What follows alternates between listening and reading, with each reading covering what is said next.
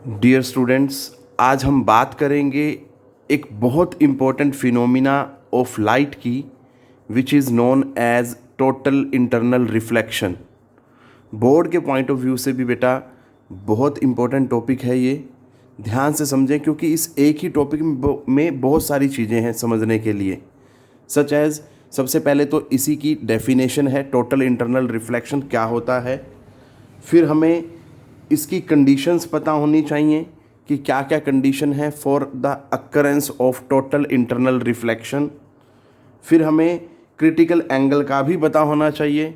जब तक critical angle नहीं पता होगा टोटल इंटरनल रिफ्लेक्शन को नहीं समझ पाएंगे।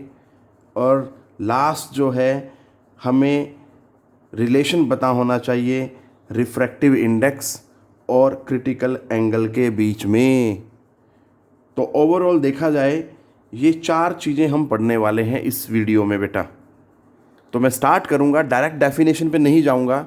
सबसे पहले मैं एक डायग्राम की हेल्प से समझाने की कोशिश करूंगा आपको कि टोटल इंटरनल रिफ्लेक्शन होता क्या है। सो बेटा, टोटल इंटरनल रिफ्लेक्शन या TIR को समझाने के लिए मैंने ये एक XY इंटरफेस लिया जो एयर और वाटर को सेपरेट कर रहा है। एयर जो है रेयरर मीडियम है और वाटर जो है डेंसर मीडियम है, जिसको मैंने रेयरर मीडियम को A से इंडिकेट किया है और एयर का refractive index mu A consider किया है बेटा। और इसी तरह से वाटर जो है डेंसर मीडियम है, उसको B माना है और वाटर का रिफ्रैक्टिव इंडेक्स म्यू B लिया है। आप ये बात याद रखें बस कि भैया जो भी डेंसर मीडियम होगा उसको B मानना है और जो रेयरर मीडियम होगा उसको A मान के चलना है। ठीक है, क्योंकि जो रिज़ल्ट आएगा हम उसको इसी तरह से याद रखने की कोशिश करेंगे। क्लियर बेटा? अब यहाँ पे क्या है, एक ऑब्जेक्ट है O जो डेंसर मीडियम में पड़ा है। अब ऑब्जेक्ट O है तो उससे जो रेज हैं they are emitting from the object, या the rays of light are reflected by the object in different directions. Clear है? बात समझ आ रही है बेटा? तो यहाँ से जो रेज एमिट हो रही हैं इन डिफरेंट डायरेक्शन, उनके लिए हम एंगल ऑफ इंसिडेंस और एंगल ऑफ रिफ्रैक्शन की बात करते हैं। सबसे पहले इस रे को देखते हैं। ये O ऑब्जेक्ट से रे स्ट्रेट वे निकली और जब ये इंटरफेस पे यहाँ पहुँचेगी तो without any deviation straight way निकल जाएगी। क्लियर है बेटा? मतलब ये अलोंग द नॉर्मल जा रही है तो इसमें there will be no bending, मतलब there will be no refraction will be observed. Clear है?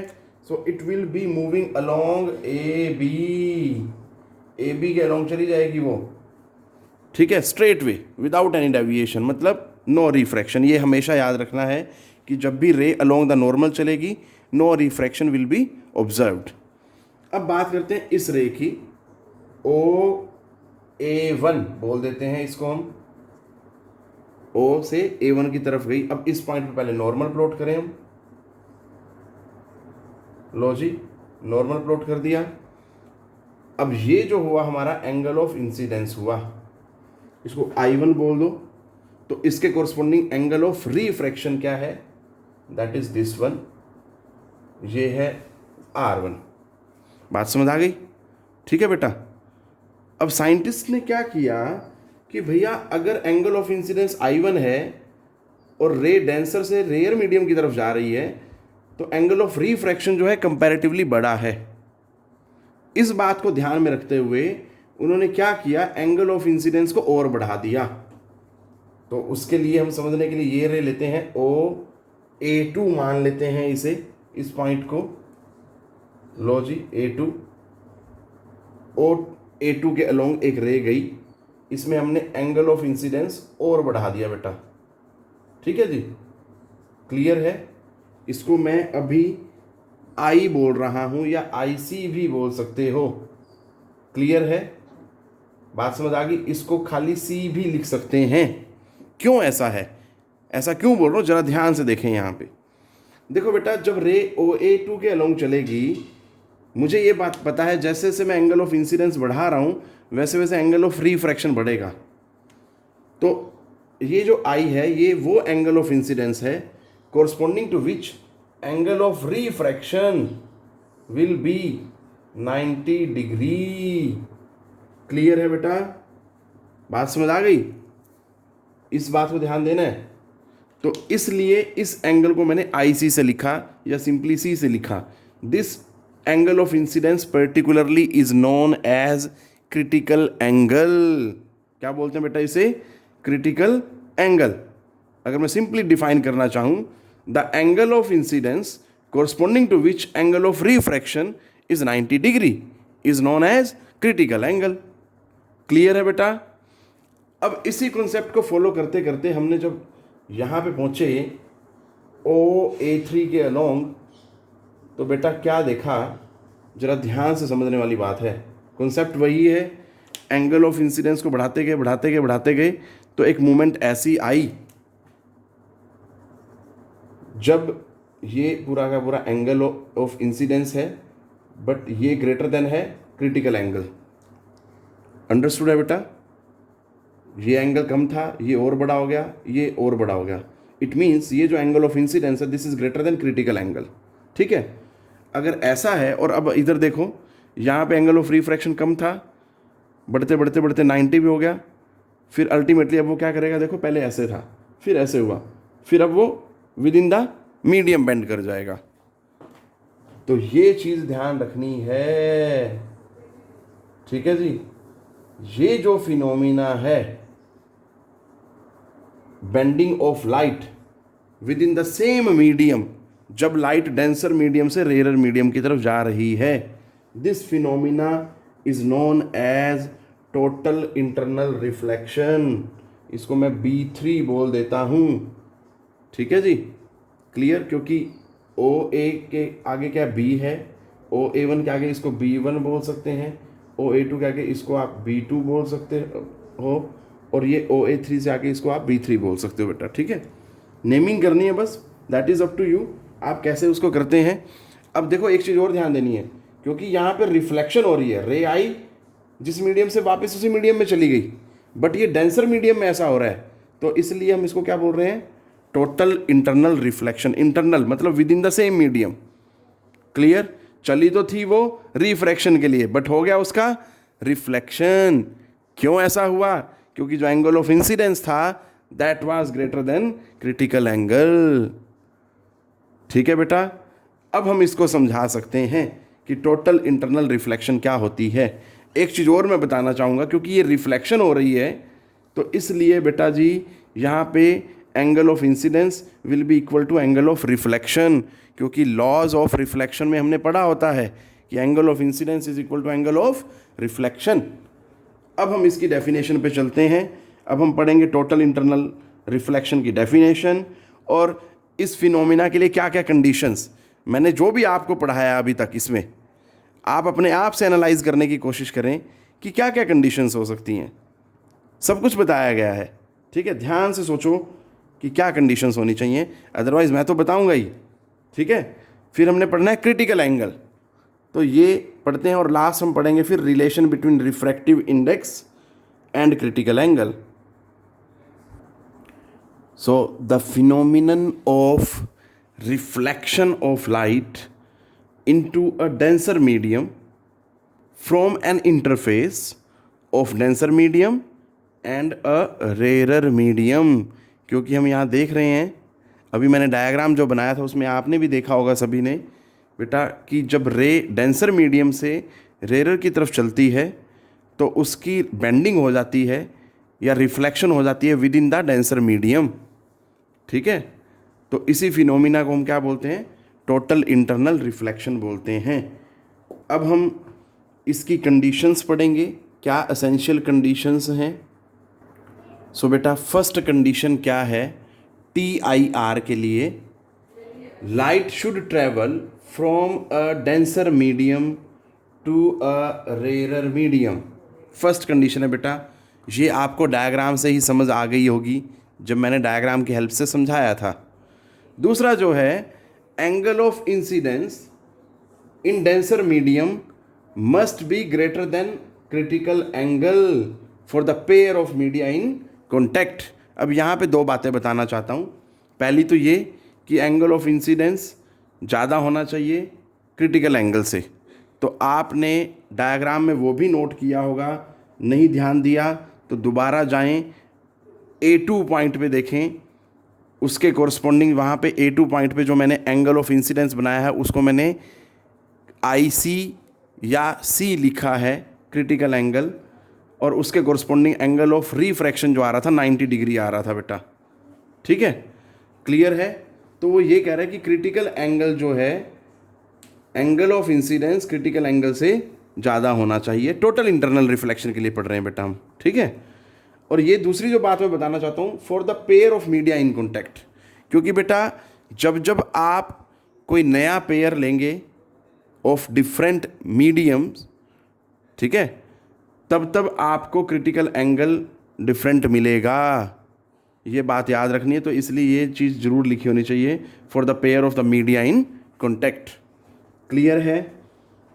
अब हम बात करते हैं क्रिटिकल एंगल की। अब हम डेफिनेशन देखेंगे क्रिटिकल एंगल को डिफाइन कैसे किया जाए। बड़ा इजी है, अगर आप डायग्राम पे जाके देखें तो बड़ी आसानी से आप डिफाइन कर सकते हैं। यहाँ पे तो एंगल ऑफ इंसिडेंस क्या है, ग्रेटर देन क्रिटिकल एंगल और I ग्रेटर देन C, क्योंकि IC और C क्या है, एक ही बात है बेटा, क्रिटिकल एंगल। ठीक है, अब हम बात करते हैं डेफिनेशन की क्रिटिकल एंगल की। Critical angle for a pair of media, याद रखें बेटा, मीडिया जो है that is the plural word for the medium. दोबारा रिपीट कर रहा हूं, media is the plural word for the medium. ठीक है, in contact is defined as the angle of incidence corresponding to which angle of refraction is 90 degree.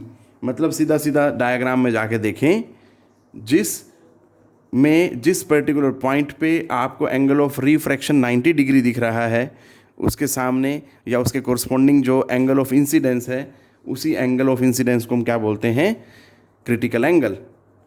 अब हम बात करेंगे relation between refractive index and critical angle की।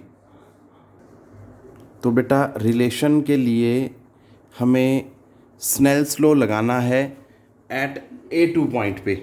वापस अगर नहीं याद आ रहा तो डायग्राम पे जाएं, नहीं तो जो रिफ्रैक्शन पे एक वीडियो बनाई गई है लॉज ऑफ रिफ्रैक्शन पे, उसमें भी स्नेल्स लॉ बताया गया है। क्लियर है बेटा। नहीं तो आप इसी सेम वीडियो में वापस डायग्राम पे जाएं और A2 पॉइंट पे स्नेल्स लॉ लगाएं बेटा।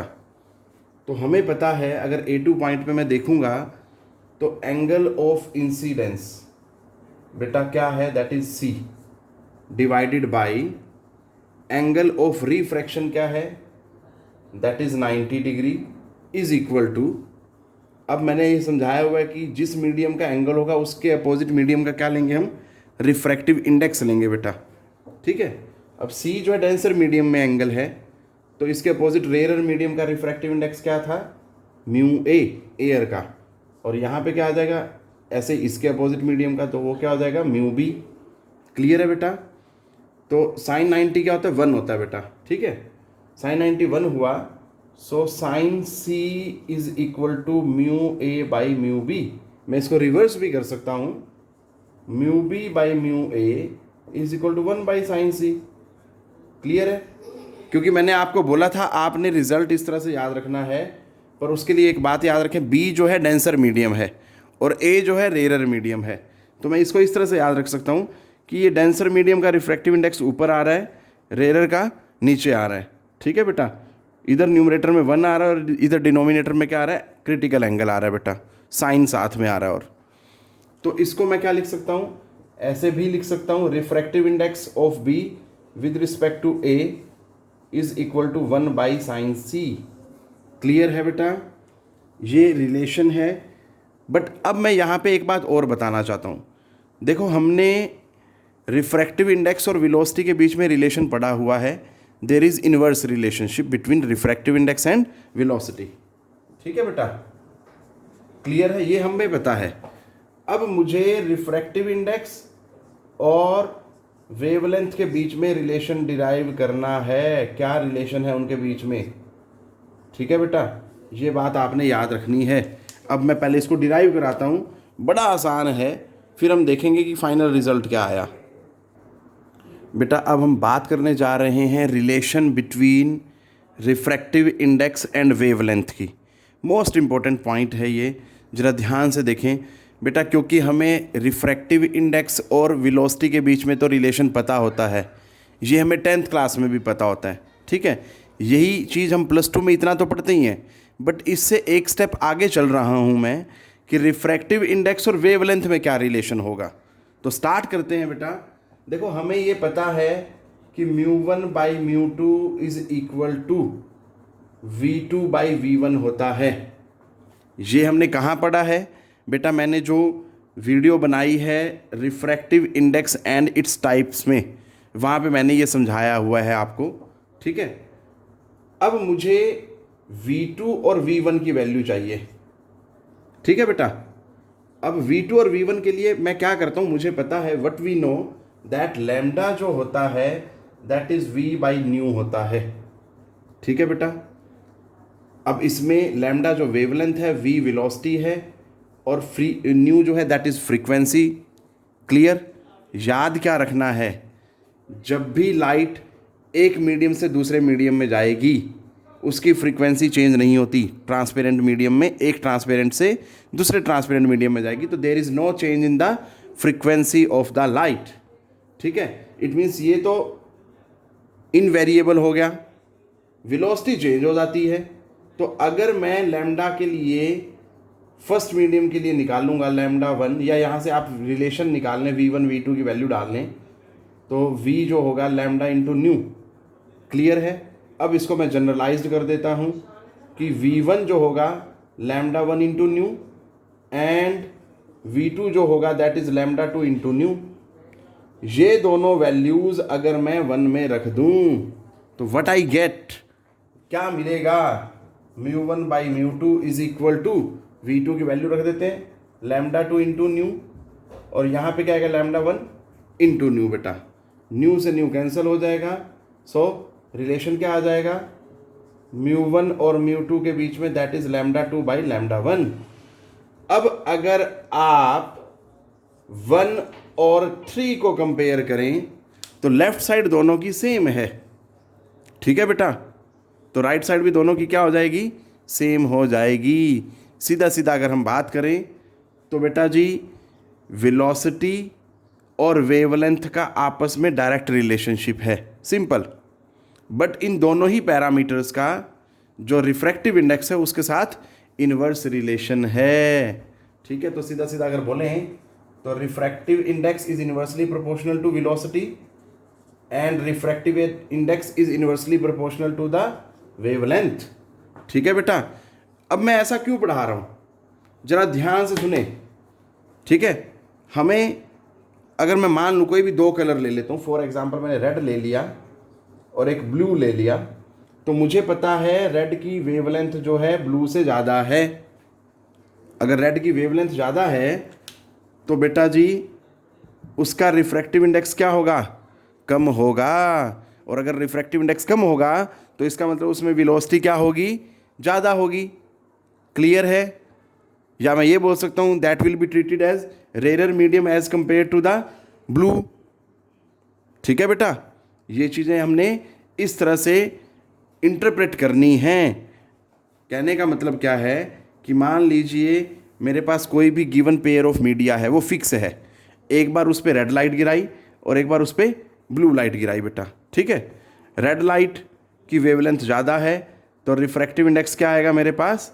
कम आएगा, ठीक है। समझ आ रही है बात?